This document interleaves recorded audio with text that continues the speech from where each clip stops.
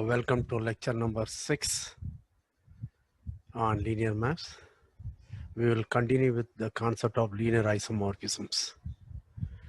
You may recall in the last lecture, I proved for a linear map between two finite-dimensional vector spaces B and W, the following are equivalent. 1 F is a linear isomorphism, 2 F is 1-1 linear map, and 3 F is, of course, linear and onto. Then when I wanted to show F is onto, from that I wanted to conclude it's a linear isomorphism. So only thing I needed to prove that was it is 1-1. Because then it will be 1-1 onto, it's a linear map, therefore it will become a linear isomorphism. So again, you may recall that I gave a very direct proof for that. At the end of the lecture, I said there should be a simpler proof. If I find it, I will tell you. Okay, now I'm going to give the simpler proof and then we'll continue. Okay, so let us share the screen. Let us start the work.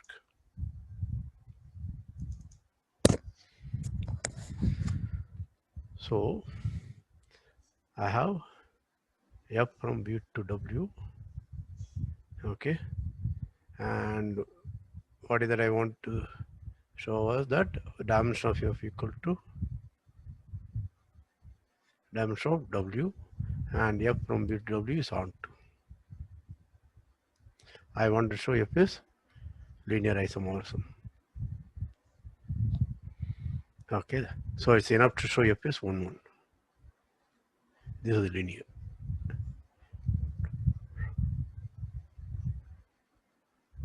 Okay, but let's use rank-nullity theorem. What does it say? It says the following: a dimension of V equal to dimension of kernel of F plus dimension of range of F. This is dimension of F of B. Okay, right. Now what do we know this? So therefore dimension of V equal to dimension of kernel of F plus what is range? Since F is onto, this is equal to W. Therefore it's dimension of W. But what do I know about dimension of V and W? They are equal. So what do I conclude? That means dimension of kernel F is 0. That means kernel of F is 0 subspace. That means F is 1. Okay. So that's it. Yeah. Pause, review, proceed.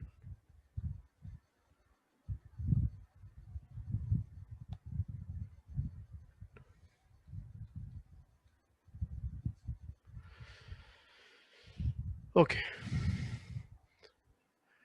Now what we want to prove is, let us look at two vector spaces B and W.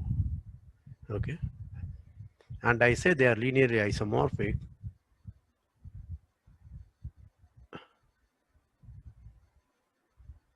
if there exists a linear isomorphism.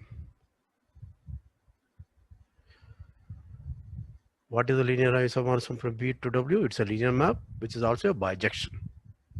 Okay. So I want to show, then I write it V, denote this by W. Okay. This stands for V is linearly isomorphic to W. We want to show this relation is an equivalence relation. That is, if you give me V1 and V2 two vector spaces, okay, I say they are related if they are linearly isomorphic. What is it meant by they are linear isomorphic? There is a linear isomorphism from V1 on to V2. Okay, so this is a relation. So I want to say being linearly isomorphic is an equivalence relation.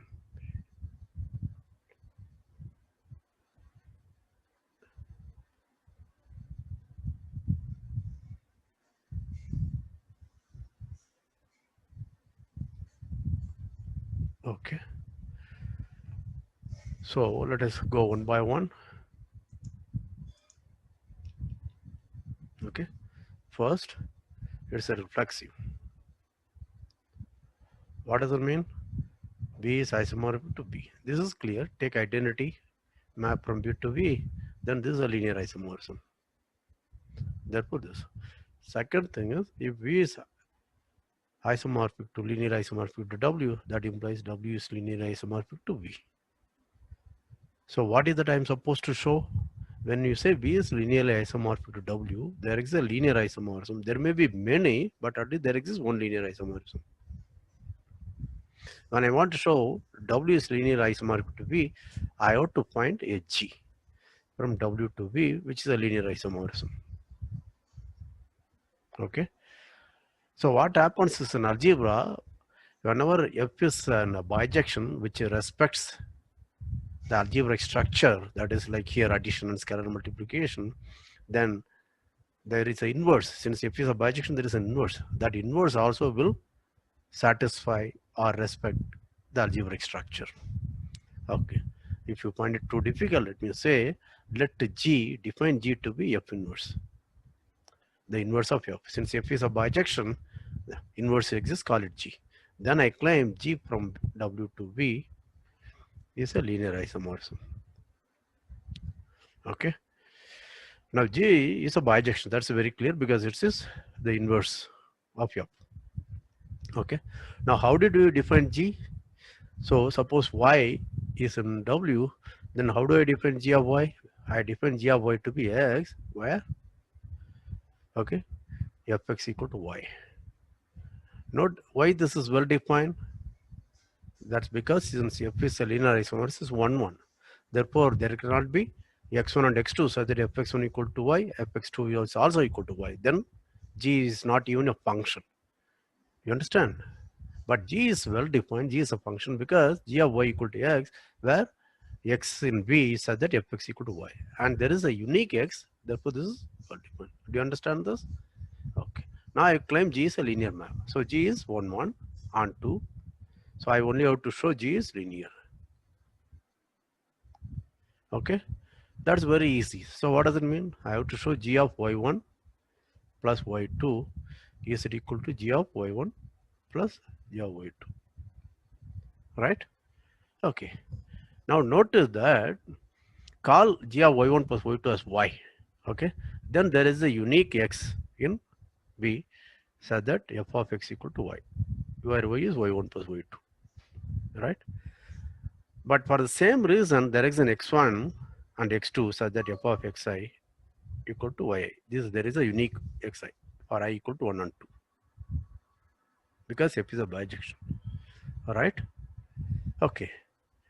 Now what is g of this? That will be any x such that fx equal to y. Right. Okay. You understand this? That is any x such that fx equal to y. Right. Now let us do that. Now let us look at x1 plus x2 and what is f of x1 plus x2? Since f is linear, this is same as fx1 plus fx2. But what is fx1? That is y1 plus y2. That means there is an x, namely x1 plus x2, such that fx equal to y1 plus y2. Therefore, g of y1 plus y2 is x1 plus x2. But this x1 is g of y1, this x2 is g of y2. Therefore, g is preserves addition. Preserves or respects addition. You understand? Similarly, scalar multiple. Okay. Prove that g of ty equal to t times g of y, exactly similar way. Okay. I leave it as an exercise. So what have we shown that? So if f is a linear isomorphism B to W, then the inverse map f inverse from W to V is a linear isomorphism. That's all you have proved. So what does this show? This shows that if V is isomorphic to W, linear isomorphic to W, then W is linearly isomorphic to V. This means this is symmetry. Okay, this relation is symmetric. The next one I have to show is transitivity. Okay, what does that mean? So I have vector spaces. Suppose U is linearly isomorphic to V, okay, and V is linearly isomorphic to W. I want to know whether U is linearly isomorphic to W. This is a question. Now, since U is linearly isomorphic to V, there is an F. U to V. This is a linear isomorphism. And from B to W, I have map G from W. This is also a linear isomorphism because V is linear isomorphic to W. You understand? Okay. So what is a natural? Can I think of a first? Whenever I want a linear isomorphism U and W, what should I think of is from the given data that there exists a natural map. Yes, namely G composite F. G composite F will be linear map, will be a map from U to W. This is a very natural map. Okay. Now what should I do? Since F and G are bijection, this is also a bijection. That is very clear because it's theory. So what all I have to check is G composite F is a linear map. Okay, that is very easy. So we can make it a more general statement. That is, if U to V is a linear map. Now notice that I am not assuming it's a linear isomorphism, and B to WG is a linear map. Again, need not be linear isomorphism. Then I want to say G composite F from U to V, U to W is a linear map. Okay. Suppose this is proved, then this follows. Because G composite F will be a bijection as well as a linear map from U to W. Therefore, U and W are linearly isomorphic. Therefore, we also prove transitivity. Yeah. So the relation is transitive. Do you follow that? So what remains to be shown is this one. This is again easy. So what is that I have to show? Start with x1, x2 in VU. Then I have to show f of x1 plus, sorry, G composite f of x1. So let me call phi as G composite f.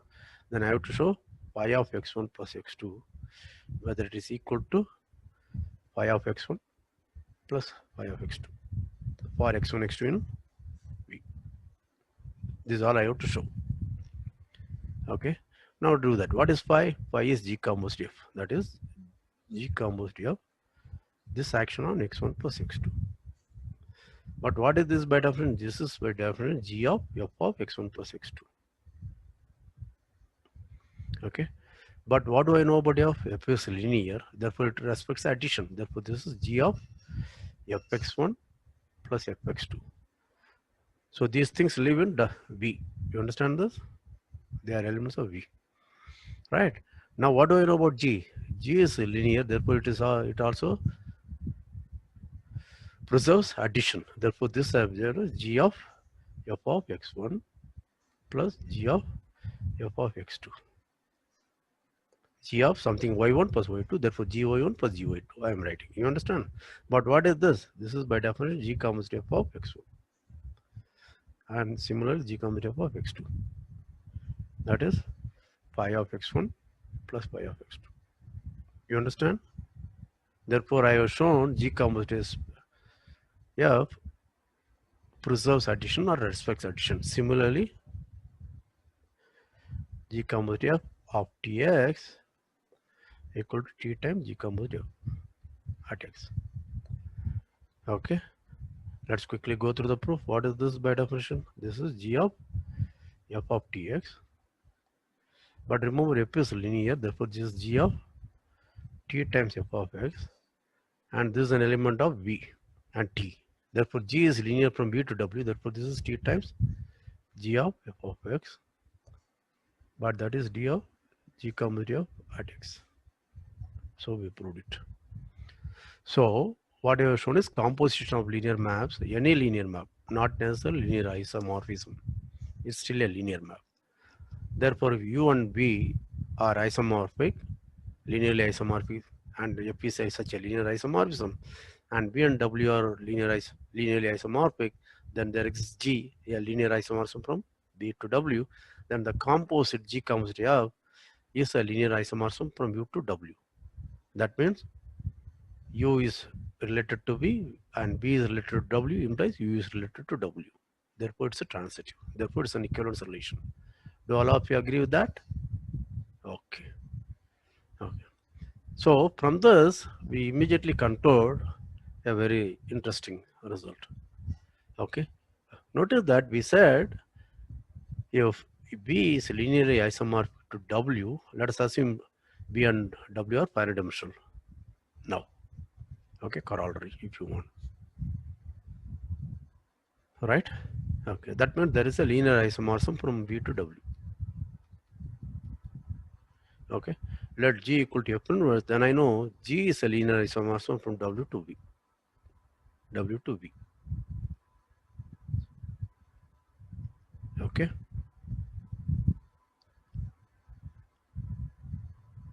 Right? Okay. Now, since F is a linear isomorphism, it's 1-1 also. So it's a 1-1 linear map. Therefore, I know it takes linearly independent subsets of V to linearly independent subsets of W. We had already proved that. Right?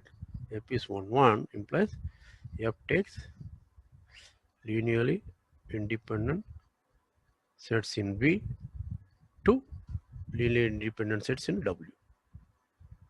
Right? Therefore, in particular, suppose V1 to Vn is a basis of B.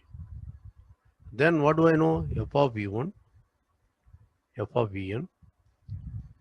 This is a linearly independent set.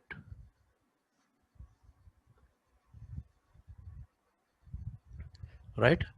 Now, is that clear to you? Right. Now, therefore, the dimension of W should at least be the number of elements in this linearly independent set, because any linearly independent set can be extended to a basis. So, basis of W is likely to have more elements than this, because this linearly independent set can be extended to a basis of W. You understand? Right? Therefore, the dimension of W should at least be equal to N. Okay. So, let BW be a basis W such that BW contains F of Vi. 1 less than equal to L less than equal to N.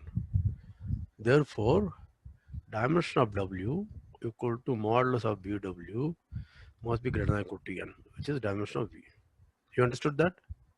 Therefore, if F is a linear isomorphism from V to W, dimension of V is less than or equal to dimension of W.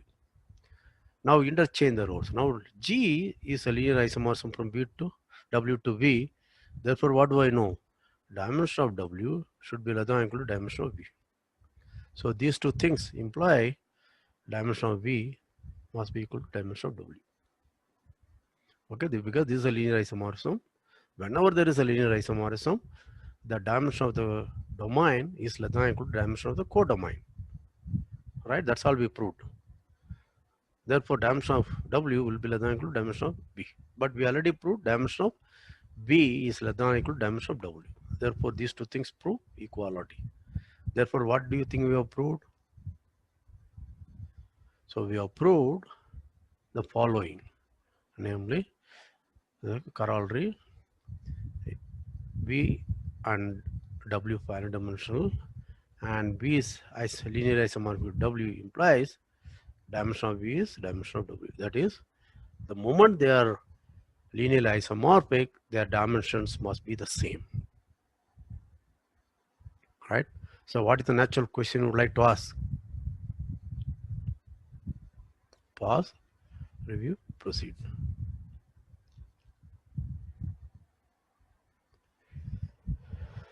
So, is the converse true? You understand? So, natural question will be, is the converse true? Okay. Let V and W be vector spaces so that dimension of V equal to dimension of W. I want to know whether V is isomorphic to W. You understand the question? The converse.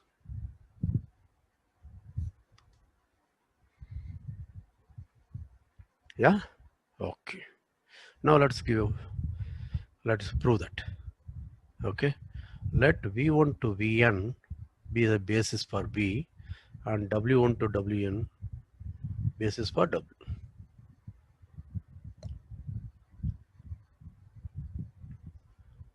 Now we know that there is a unique linear map F from B to W, linear map, such that F of Vi is Wi. This we had already seen.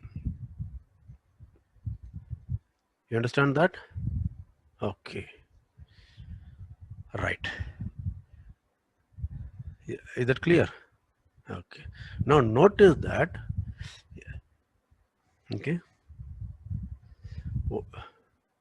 F, I want to claim this F is a linear isomorphism. Claim F is a linear isomorphism.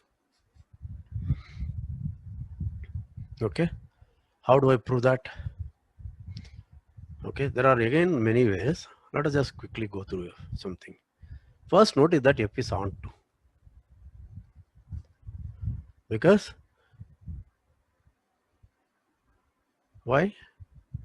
Given any W in W, I can write it as summation AI Wi, and therefore it is summation AI F of Vi. And remember the way I define the linear map, this is same as F of summation AI Vi. This is an element of the V. Therefore, W is onto. Next, F is 1, 1. Why? Suppose F of V is 0, then V is what? V is, let us say, summation Ci Vi. Then what will be F of V? This is 0, but that means summation Ci F of Vi, but they say summation Ci Wi is 0. But what do I know about W1 to Wn? This is linearly independent. Therefore, this shows Ci is 0 for all I. You understand? Therefore, this unique linear map is 1, 1 as well as onto. Therefore, it's a linear isomorphism. Is the proof clear? Pause, review, proceed.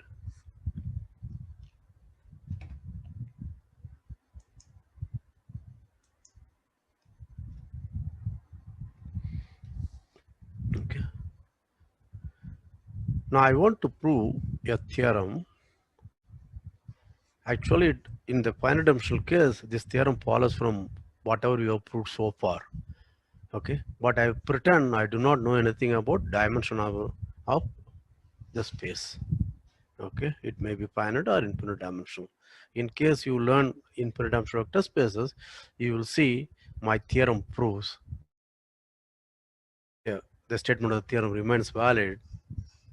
Okay, in infinite dimensional cases also. Okay, let B W be vector spaces.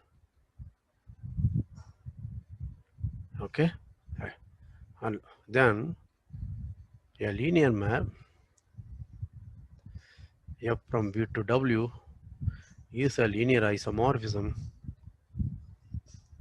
if and only if it takes any basis of V to a basis of W.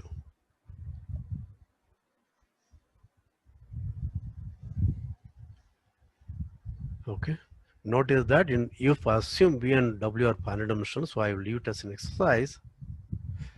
If we assume dimension of V, dimension of W, okay, are in N, then prove from the earlier result. Okay. My point is to make you feel comfortable with the concepts of linear algebra, so that I am going to give a direct proof. And if and when you learn infinite dimensional vector spaces, you will see this proofs works even in that case. Okay, so suppose F is a linear isomorphism, and let us say, okay, then what I want, and suppose if B is a basis, then of B, then what do I want to claim? I want to know whether F of B is a basis. To show F of B is a basis, what are the things I have to show? That is to show F of B is linearly independent, and to f of b is spanning set for w. These are the two things I have to check, right? Okay. So to show f of b is linearly independent, okay, let us assume this. We had already seen that, but anyway, I'll just show that. So suppose v1 to vn belong to b, so that c1 v1 plus cn vn is 0. Then I have to check all the ci's are 0, right? Okay. Now if this happens, notice that then f of c1 v1 plus cn vn is 0. This means c1 v1 plus cn vn is in the kernel. All right. So I want to show this is linearly independent. Yeah. Right. So what is that I wanted to show? F of b is linearly independent. Sorry. F of b is linearly independent. So I'm sorry. I just got carried away. So let v1 vn be in b be such that f of v1 f of vn is linearly dependent. I want to show this linearly independent. Okay. Suppose linearly dependent. That means c1 of f of v1 plus cn of f of vn is 0. You understand that? This is linearly independent. Then I want to show this is linearly independent. We had already seen that. Remember, whenever f is a 1-1 linear map, I have shown it takes linearly independent sets to linearly independent sets. I'm just going through the same proof. Suppose this is 0. This I can rewrite as c1 v1 plus cn vn. F of that is 0. That means c1 v1 plus cn vn is 0. Why? Because f is 1-1, f of 0 is 0, but this is also 0, therefore this must be 0. But what do I know about v1, vn? These are the vectors in B, which is linearly independent set. That means c1 equal to c2 equal to cn equal to 0. This is the proof which you had already seen. Okay. So I'm going fast here. Okay. Next thing I want to show you is f is onto.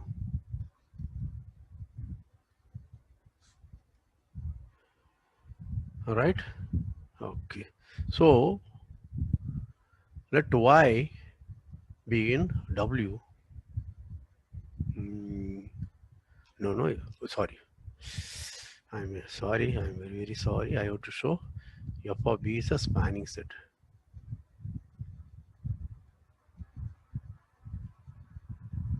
So let y be in w, right? Now since f is linear isomorphism, f is onto.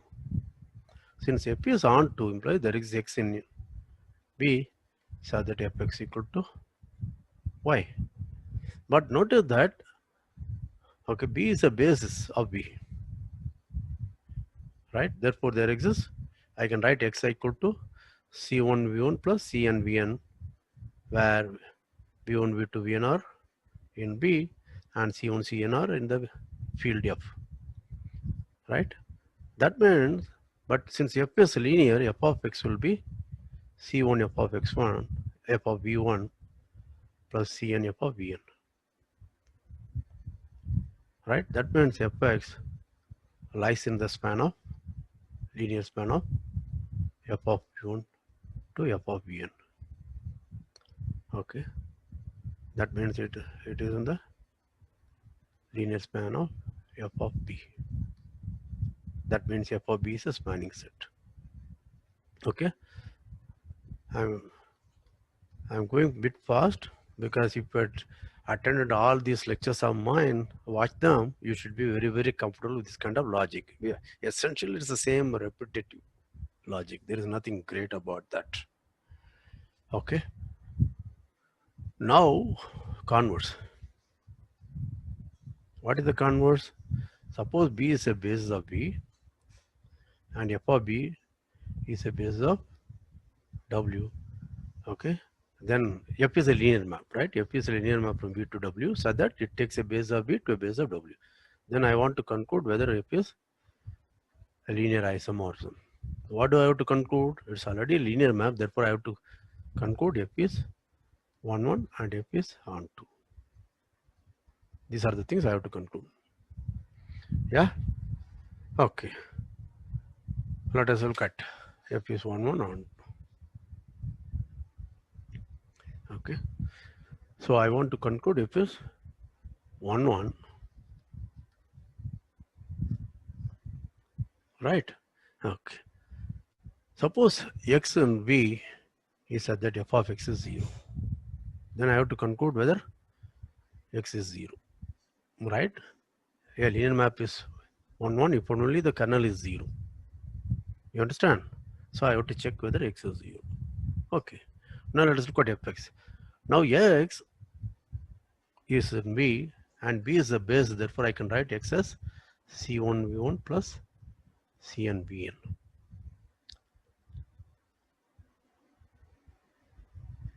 Right? Okay. Now what do I know? I know F of X is 0. That means C1 of F of V1 plus Cn of F of Vn is 0.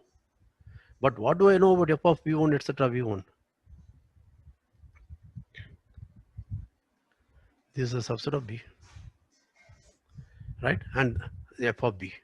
And what do I know about this is the basis of W. Therefore, this set must be linearly independent. That means C1, C2, Cn must be 0.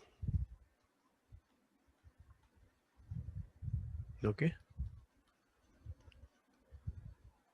All right.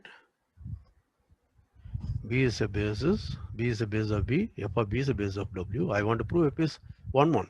Suppose start with an X so that Fx equal to 0. Then I want to claim X is 0. Right. How am I going to do that? Write X as a linear combination of elements coming from the basis B, C1, V1 plus Cn, Bn. To prove X is 0, it's enough if I show C1, C2, Cn are 0. You understand that? Okay. Now I have to make use of the hypothesis. What is the hypothesis? Fx is 0. So apply F to both sides. What do I get?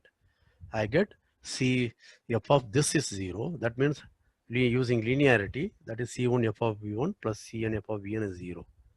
Okay. Now what do I know about F of V1, F of Vn? They are part of the basis F of B. Because F of B is a base of W, they are a subset of this.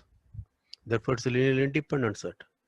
What does that mean? That means all the coefficients C1, C2 are 0. That means X is 0. Do you understand that? Okay. Now I have to show F is on 2. Yep. Okay. Let Y be in W. Since F of B is a basis of W, okay, what do I know? There exist vectors W1, W2, Wn. Y will be of the form C1, W1 plus CK, WK, where W1 to WK are in F of B. Because this is a basis, right? But since W1 to WK are in F of B, I know that each W is of the form F of Vi, right? Therefore, what do I know? This is C1 F of V1 plus CK F of Vk. This is equal to. But F is linear. This means F of C1 V1 plus CK Vk equal to Y. But this is your X. This is an element in B. Therefore, F of X equal to Y. Therefore, F is on 2. Yeah. I just gave this proof. Okay, instead of using all the arguments about finite dimensionality, so that you get used to this linear combinations, linear dependence, independence, how to work with that linear map. It's 1 1 if only if kernel is 0, all these kinds of stuff. Okay, this is just for a practice. Please go through it. I hope you enjoy this. So before I end the lecture, I would like to talk about, do you remember if A is a linear map? Suppose I want to know how do linear maps Rn to Rn looks like. Okay, Now, if I have seen if F is in n cross n R, let us consider this some column vectors for specific reason. Then we said this defines a linear map AX. You understood that? Any n cross n matrix defines a linear map from Rn column vectors to Rn column vectors. Namely, X going to the column vector X, that is a matrix of size n cross 1, goes to again the matrix of size n cross 1 column vector. I want to know when this map is. You may call it TA or FA or simply FA. When FA is linear isomorphism. I want to know this. Right? Okay. How will I know? How would I know that? We had already seen if E1, E2, En is the standard basis of Rn complement, then we have seen A of Ei is the ith column.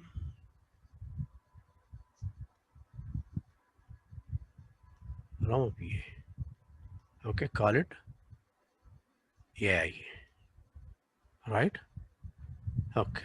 Now, if F is this is a linear isomorphism, then we know that since E1, E2, En is a base of Rn, the domain A of E1, A of En must be a basis of the codomain Rnc. Right? That means what? The columns A equal to column A1, An. Okay, if I write like this, then Ai 1 to n linearly independent set.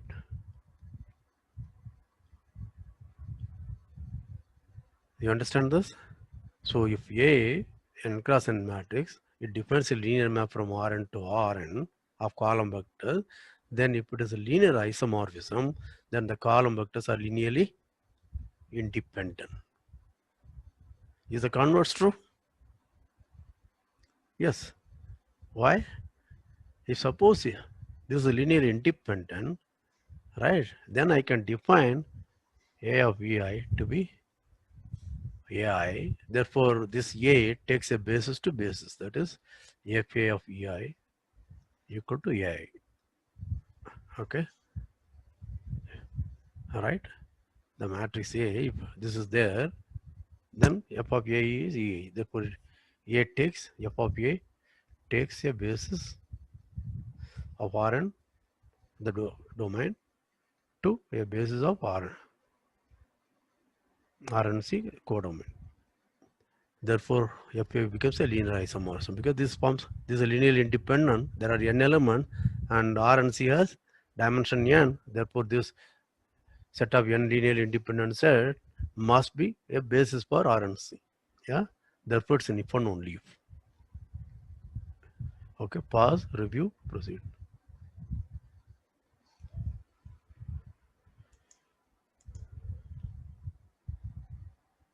So there is one more element, one more thing. See, I said about column. You may want to know what can you say about row. That also true. Suppose I write A as R1 to Rn, okay, as row vectors, then I can consider, you remember, I can consider as a linear map Rn row to Rn row. This is x1 to xn. We write it as 1 cross n matrix, right? Then what do I do? X goes to x times 1. This is 1 cross n and n cross n. Therefore, I will get 1 cross n. Okay, we have seen this is a linear map. Right? We had also seen that in that case, if Ei denote again 0, 0, 1, 0, the standard basic vectors, row vectors now, because we are in the row space, right? Then what you have seen? E of A is nothing other than Ri. Okay, the image of A, the linear map, that is, you call it if you want GA of Ei, this map it call it GA. GA of Ei by definition is Ei of A, but that is Ri. So if GA is a linear isomorphism, implies Okay, GA of EI is a basis, Rn row, but that is nothing other than rows R1 to Rn. Okay, these form a basis of Rn, and converse is also true. So let me summarize. Whether I consider A as a map from Rn column to Rn column, in that case, this is a linear isomorphism if and only if the columns are linear, form a basis of the column space Rnc. And if I think of A as a linear map from Rn row to Rn row, then columns here. Okay, then this is a linear isomorphism if and only if the rows of the matrix R1 to Rn, they are linearly independent. Only they are linearly independent, because of the dimension consideration, it will be automatically a basis. Okay, I hope all of you understand. Please go through and pause, review and proceed. I know that I went a little fast today, but the reason is I hope all of you are comfortable with this way of doing things. Okay, please go through.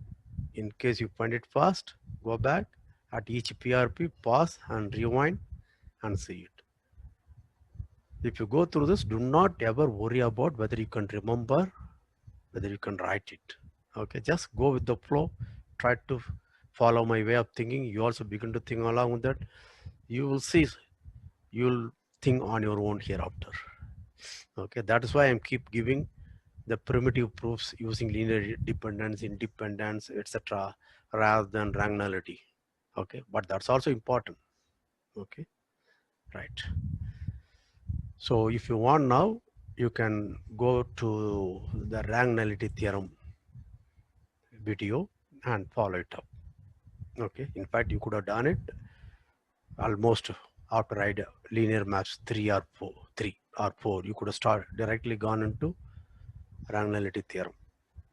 But it may be a good idea now to go to rank-nullity theorem and learn it well. Okay. In the next lecture, I will talk about matrix representations of a linear map. Okay. There, because many students have some trivial problem. Okay. They are very easy. If you understand the concepts, you will learn it in the next lecture. Okay. Have a good day. I hope you all enjoyed. Please review.